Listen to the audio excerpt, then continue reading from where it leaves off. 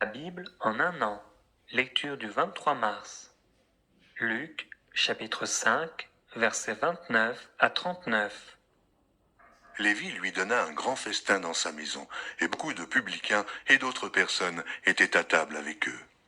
Les pharisiens et les scribes murmurèrent et dirent à ses disciples, « Pourquoi mangez-vous et buvez-vous avec les publicains et les gens de mauvaise vie ?» Jésus, prenant la parole, leur dit, « Ce ne sont pas ceux qui se portent bien qui ont besoin de médecins, mais les malades. Je ne suis pas venu appeler à la repentance des justes, mais des pécheurs. » Ils lui dirent, « Les disciples de Jean, comme ceux des pharisiens, jeûnent fréquemment et font des prières, tandis que les tiens mangent et boivent. » Il leur répondit, « Pouvez-vous faire jeûner les amis de l'époux pendant que l'époux est avec eux? Les jours viendront où l'époux leur sera enlevé, alors ils jeûneront en ces jours-là. » Il leur dit aussi une parabole. Personne ne déchire d'un habit neuf un morceau pour le mettre à un vieil habit, car il déchire l'habit neuf, et le morceau qu'il en a pris n'est pas assorti au vieux. Et personne ne met du vin nouveau dans de vieilles outres. Autrement, le vin nouveau fait rompre les outres. Il se répand, et les outres sont perdues. Mais il faut mettre le vin nouveau dans des outres neuves. Et personne, après avoir bu du vin vieux, ne veut du nouveau, car il dit, le vieux est bon. Luc, chapitre 6, versets 1 à 11. Il arriva un jour de Shabbat appelé second premier, que Jésus traversait des champs de blé. Ses disciples arrachaient des épis et les mangeaient après les avoir froissés dans leurs mains. Quelques pharisiens leur dirent, « Pourquoi faites-vous ce qu'il n'est pas permis de faire pendant le Shabbat ?» Jésus leur répondit, « N'avez-vous pas lu ce que fit David lorsqu'il eut faim, lui et ceux qui étaient avec lui? Comment il entra dans la maison de Dieu, prit les pains de proposition, en mangea, et en donna à ceux qui étaient avec lui. Comment il entra dans la maison de Dieu, prit les pains de proposition, et mangea, et en donna à ceux qui étaient avec lui, bien qu'il ne soit permis qu'aux sacrificateurs de les manger. Et il leur dit, le Fils de l'homme est maître même du Shabbat. Il arriva un autre jour de Shabbat que Jésus entra dans la synagogue et qu'il enseignait. Il s'y trouvait un homme dont la main droite était sèche. Les scribes et les pharisiens observaient Jésus pour voir s'il ferait une guérison le jour du Shabbat. C'était afin d'avoir sujet de l'accuser. Mais il connaissait leurs pensées. Et il dit à l'homme qui avait la main sèche, « Lève-toi et tiens-toi là au milieu. » Il se leva et se tint debout. Et Jésus leur dit, « Je vous demande s'il est permis le jour du Shabbat de faire du bien ou de faire du mal, de sauver une personne ou de la tuer. » Alors, promenant ses regards sur eux tous, il dit à l'homme, « Étends ta main. » Il le fit, et sa main fut guérie. Ils furent remplis de fureur, et ils se consultèrent pour savoir ce qu'ils feraient à Jésus. Nombre, chapitre 36.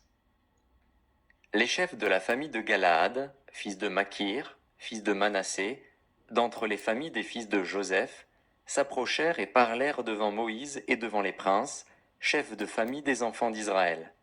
Ils dirent, « L'Éternel a ordonné à mon Seigneur de donner le pays en héritage par le sort aux enfants d'Israël. Mon Seigneur a aussi reçu de l'Éternel l'ordre de donner l'héritage de Tselofshad, notre frère, à ses filles.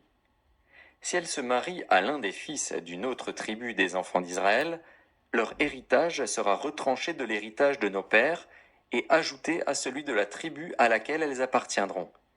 Ainsi sera diminué l'héritage qui nous est échu par le sort. Et quand viendra le jubilé pour les enfants d'Israël, leur héritage sera ajouté à celui de la tribu à laquelle elles appartiendront, et il sera retranché de celui de la tribu de nos pères. » Moïse transmit aux enfants d'Israël les ordres de l'Éternel. Il dit, « La tribu des fils de Joseph a raison. Voici ce que l'Éternel ordonne au sujet des filles de Tselofshad. Elles se marieront à qui elles voudront, pourvu qu'elles se marient dans une famille de la tribu de leur père. Aucun héritage parmi les enfants d'Israël ne passera d'une tribu à une autre tribu, mais les enfants d'Israël s'attacheront chacun à l'héritage de la tribu de ses pères. Et toute fille, possédant un héritage dans les tribus des enfants d'Israël, se mariera à quelqu'un d'une famille de la tribu de son père, afin que les enfants d'Israël possèdent chacun l'héritage de leur père. Aucun héritage ne passera d'une tribu à une autre tribu, mais les tribus des enfants d'Israël s'attacheront chacune à son héritage. Les filles de Tselofshad se conformèrent à l'ordre que l'Éternel avait donné à Moïse. Makla, Tirtsa, Hogla, Milka et Noa, filles de Tselofshad, se marièrent aux fils de leurs oncles. Elles se marièrent dans les familles des fils de Manassé, fils de Joseph, et leur héritage resta dans la tribu de la famille de leur père. Tels sont les commandements et les lois que l'Éternel donna par Moïse aux enfants d'Israël dans les plaines de Moab, près du Jourdain, vis-à-vis de Jéricho. Deutéronome, chapitre 1. Voici les paroles que Moïse adressa à tout Israël, de l'autre côté du Jourdain, dans le désert, dans la plaine, vis-à-vis de Suf, entre Paran, Tophel, Laban, Hatséroth et Dizahab. Il y a 11 journées depuis Horeb, par le chemin de la montagne de Séhir, jusqu'à Kadès Barnéa. Dans la 40e année, au 11e mois, le premier du mois, Moïse parla aux enfants d'Israël selon tout ce que l'Éternel lui avait ordonné de leur dire. C'était après qu'il eut battu Sihon, roi des Amoréens, qui habitait à Hesbon, et Og, roi de Basan, qui habitait à Ashtaroth et à Édréi. De l'autre côté du Jourdain, dans le pays de Moab, Moïse commença à expliquer cette loi et dit : L'Éternel, notre Dieu, nous a parlé à Horeb, en disant : Vous avez assez demeuré dans cette montagne. Tournez-vous et partez. Allez à la montagne des Amoréens et dans tout le voisinage, dans la plaine, sur la montagne, dans la vallée, dans le Midi, sur la côte de la mer, au pays des Cananéens et au Liban, jusqu'au grand fleuve, au fleuve d'Euphrate. Voyez, j'ai mis le pays devant vous. Allez et prenez possession du pays que l'Éternel a juré à vos pères, Abraham, Isaac et Jacob, de donner à eux et à leur postérité après eux. Dans ce temps-là, je vous dis, je ne puis pas, à moi seul, vous porter. L'Éternel, votre Dieu, vous a multiplié, et vous êtes aujourd'hui aussi nombreux que les étoiles du ciel. Que l'Éternel, le Dieu de vos pères, vous augmente 1000 fois autant, et qu'il vous bénisse comme il vous l'a promis. Comment porterai-je, à moi seul, votre charge, votre fardeau et vos contestations ? Prenez dans vos tribus des hommes sages, intelligents et connus, et je les mettrai à votre tête. Vous me répondîtes en disant : Ce que tu proposes de faire est une bonne chose. Je pris alors les chefs de vos tribus, des hommes sages et connus, et je les mis à votre tête comme chefs de 1000, chefs de 100, chefs de 50 et chefs de 10, et comme ayant autorité dans vos tribus. Je donnais, dans le même temps, cet ordre à vos juges : écoutez vos frères, et jugez selon la justice les différends de chacun avec son frère ou avec l'étranger. Vous n'aurez point égard à l'apparence des personnes dans vos jugements. Vous écouterez le petit comme le grand, vous ne craindrez aucun homme, car c'est Dieu qui rend la justice. Et lorsque vous trouverez une cause trop difficile, vous la porterez devant moi, pour que je l'entende. C'est ainsi que je vous prescrivis, dans ce temps-là, tout ce que vous aviez à faire. Nous partîmes d'Horeb, et nous parcourûmes en entier ce grand et affreux désert que vous avez vu. Nous prîmes le chemin de la montagne des Amoréens, comme l'Éternel, notre Dieu, nous l'avait ordonné, et nous arrivâmes à Kadès Barnéa. Je vous dis, vous êtes arrivés à la montagne des Amoréens, que l'Éternel, notre Dieu, nous donne. Vois, l'Éternel, ton Dieu, met le pays devant toi. Monte, prends-en possession, comme te l'a dit l'Éternel, le Dieu de tes pères. Ne crains point, et ne t'effraie point. Vous vous approchâtes tous de moi, et vous dites : envoyons des hommes devant nous, pour explorer le pays, et pour nous faire un rapport sur le chemin par lequel nous y monterons et sur les villes où nous arriverons. Cet avis me parut bon. Et je pris 12 hommes parmi vous, un homme par tribu. Ils partirent, traversèrent la montagne, et arrivèrent jusqu'à la vallée d'Eshcol, qu'ils explorèrent. Ils prirent dans leurs mains des fruits du pays, et nous les présentèrent. Ils nous firent un rapport et dirent, « C'est un bon pays que l'Éternel, notre Dieu, nous donne. » Mais vous ne voulûtes point y monter, et vous fûtes rebelles à l'ordre de l'Éternel, votre Dieu. Vous murmurâtes dans vos tentes, et vous dites, « C'est parce que l'Éternel nous hait qu'il nous a fait sortir du pays d'Égypte, afin de nous livrer entre les mains des Amoréens et de nous détruire. Où monterions-nous? Nos frères nous ont fait perdre courage en disant, « C'est un peuple plus grand et de plus haute taille que nous. Ce sont des villes grandes et fortifiées jusqu'au ciel. Nous y avons même vu des enfants d'Anak. » Je vous dis, ne vous épouvantez pas, et n'ayez pas peur d'eux. L'Éternel, votre Dieu, qui marche devant vous, combattra lui-même pour vous, selon tout ce qu'il a fait pour vous sous vos yeux en Égypte, puis au désert, où tu as vu que l'Éternel, ton Dieu, t'a porté comme un homme porte son fils, pendant toute la route que vous avez faite jusqu'à votre arrivée en ce lieu.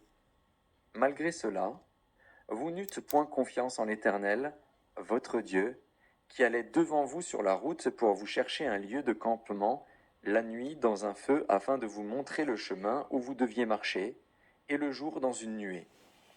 L'Éternel entendit le bruit de vos paroles. Il s'irrita, et jura en disant, « Aucun des hommes de cette génération méchante ne verra le bon pays que j'ai juré de donner à vos pères, excepté Caleb, fils de Jéphuné.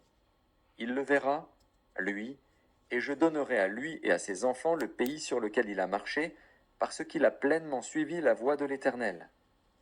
L'Éternel s'irrita aussi contre moi, à cause de vous, et il dit, « Toi non plus, tu n'y entreras point. » Josué, fils de Nun, ton serviteur, y entrera.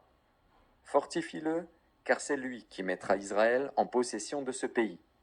Et vos petits-enfants, dont vous avez dit, ils deviendront une proie, et vos fils, qui ne connaissent aujourd'hui ni le bien ni le mal, ce sont eux qui y entreront. C'est à eux que je le donnerai, et ce sont eux qui le posséderont. Mais vous, tournez-vous et partez pour le désert, dans la direction de la mer Rouge. Vous répondîtes, en me disant, « Nous avons péché contre l'Éternel. Nous monterons et nous combattrons, comme l'Éternel, notre Dieu, nous l'a ordonné. » Et vous ceignîtes chacun vos armes, et vous fîtes le projet téméraire de monter à la montagne. L'Éternel me dit, « Dis-leur, ne montez pas et ne combattez pas, car je ne suis pas au milieu de vous. Ne vous faites pas battre par vos ennemis. » Je vous parlais, mais vous n'écoutâtes point. Vous fûtes rebelles à l'ordre de l'Éternel, et vous montâtes audacieusement à la montagne. Alors les Amoréens, qui habitent cette montagne, sortirent à votre rencontre, et vous poursuivirent comme font les abeilles. Ils vous battirent en Séhir, jusqu'à Horma. À votre retour, vous pleurâtes devant l'Éternel. Mais l'Éternel n'écouta point votre voix, et ne vous prêta point l'oreille. Vous restâtes à Kadès, où le temps que vous y avez passé fut de longue durée. Psaume chapitre 66. Au chef des chantres, cantiques, psaumes. Poussez vers Dieu des cris de joie, vous tous, habitants de la terre.